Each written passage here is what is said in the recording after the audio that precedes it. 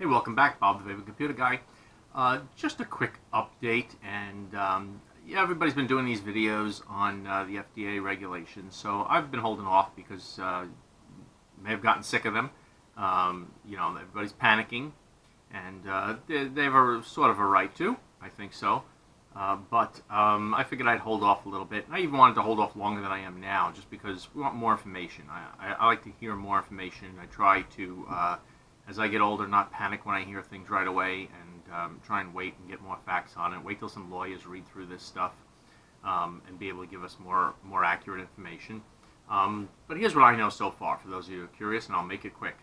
In about 90 days, there are rules that are supposed to kick in, that there will be a 2-year period that all manufacturers have that time to apply for approval of their products.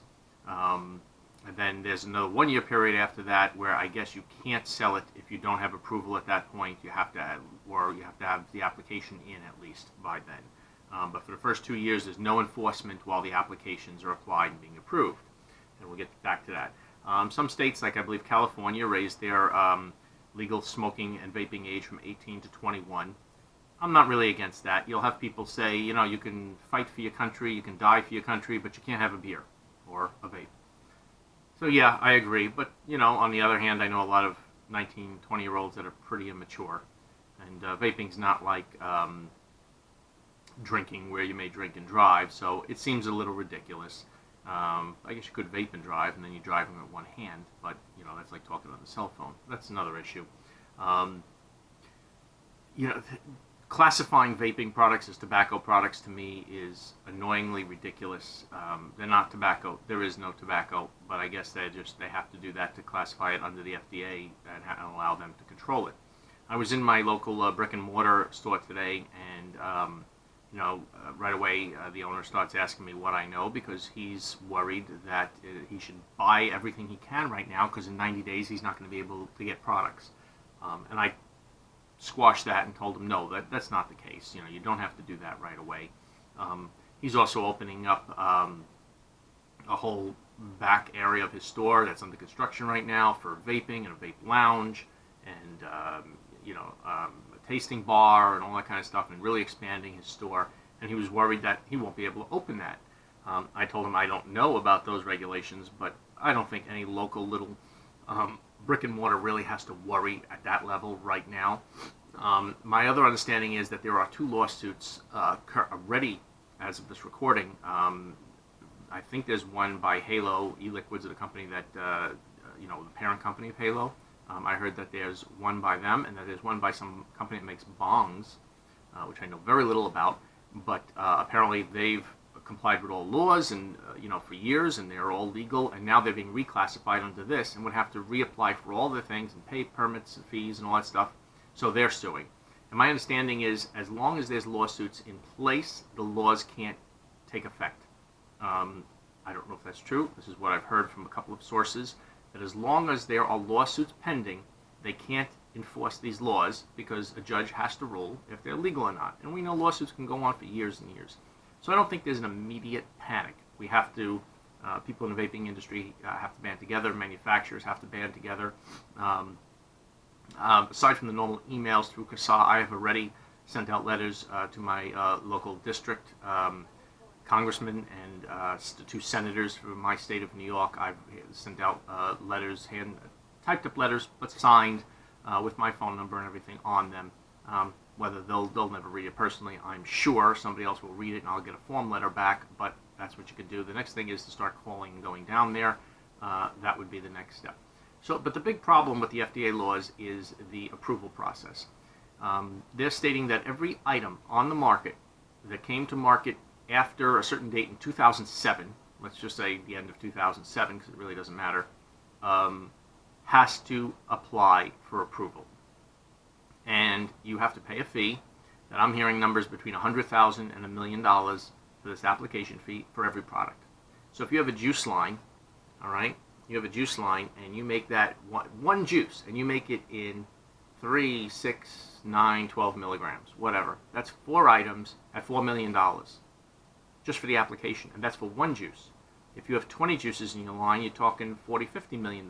Obviously, just about every e-juice company out there is gone. That's it. They're just going to pack up, walk away, because there's no way that they can do that. And that's the problem, and that's what's ridiculous about these laws. And that's what has to be squashed and killed as soon as possible, because that's absurd. Even if it was $50,000 per item, per SKU, which means, again, every single nicotine of a juice is considered a SKU. It's absurd, absolutely absurd. Prices are ridiculous, and that process is ridiculous. So that's where we stand with that. My feeling is nobody panic. Let the vendors right now, and we need to, again, contact your congressman, join CASA, keep up to date on this stuff, and write your senators and your state assemblymen or women, and do those things. But right now we need to let the manufacturers, who are the ones obviously who get affected immediately by this because they have to get their products approved, they're banding together. They're going to get lawyers. They're going to go after the government. They're going to get this changed or killed. So right now we need to just keep on top of it and follow that up. So that's my take on it right now. I don't think people should panic. I don't think, I know, watching other vape reviews and they're saying, I've been feeling sick all day, this has just made me nauseous, I haven't even vaped, I think that's going too far. I don't think, you need to make yourself sick about it. I think you need to be smart about it, and we all need to wait a little bit and until this all starts to make sense. So there's that. I haven't done a vlog for about 2 weeks. I used to do them once a week, just because this has been the vape news for the last week, and it's taken over everything, so I didn't see any point in that. What's going on? I do have a review. The next thing that will be coming up for review is this Steam Crave Aromamizer RDTA2. I will have that coming up this weekend. Not going to give you any previews on that. I got some vape mail I figured I'd open. Got some more of this Sticks Strawberry Waffle, which I did review already. What do we got here? I got some of this Punch. This is pretty good. I've tried it before. I haven't reviewed it. It's like Hawaiian Fruit Punch. It's very nice. I don't know if I'll throw a review up for the juice, but we will. We got the iJoy Tornado. Okay, so I'm going to start using that, and we'll have a review up for that one. What else? Oh, let's open this one up.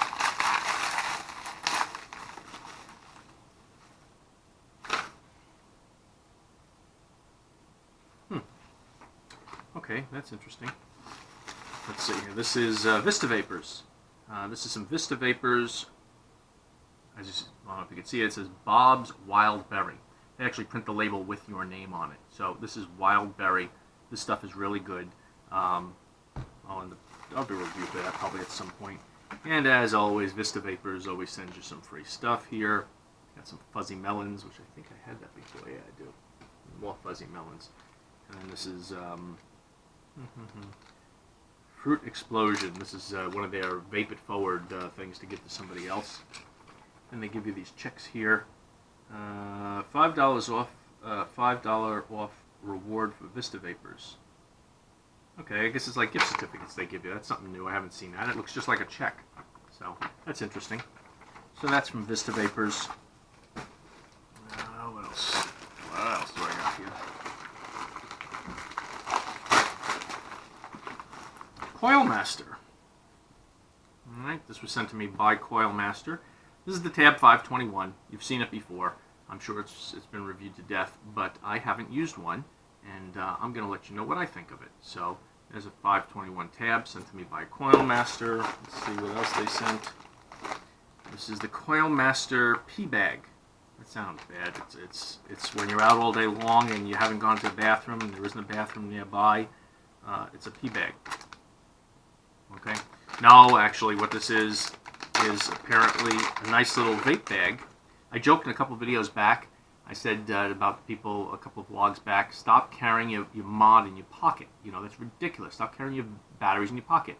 I said, I'm going to buy a bunch of cheap cell phone cases and remarket them as vape bags to carry your mod in on your belt. Well, let's see. Coilmaster heard me, and they came to market really quick with this little vape bag. So you got this little vape bag here. It holds a bottle of juice. It holds your mod. It can hold some more stuff in there. So we'll do a review on that. Thank you to Coilmaster, and we'll have that coming up soon too. That's going to be a pretty easy review, obviously, but it feels like nice nylon, and I will use that for a while. I'll look like a nerd walking around with my mod hanging off my belt. on the one side and my giant Note 5 cell phone on the left, but we'll try that out and see how that goes. Okay, so that's some of the stuff coming up soon. I think I have the Boreas coming in. I certainly want to review that. Everybody's saying they love that. So there you go. Thank you very much. And this is a Thursday, so I will have this out for the weekend for that Romizer V2. And I'll see you then. Thanks for watching.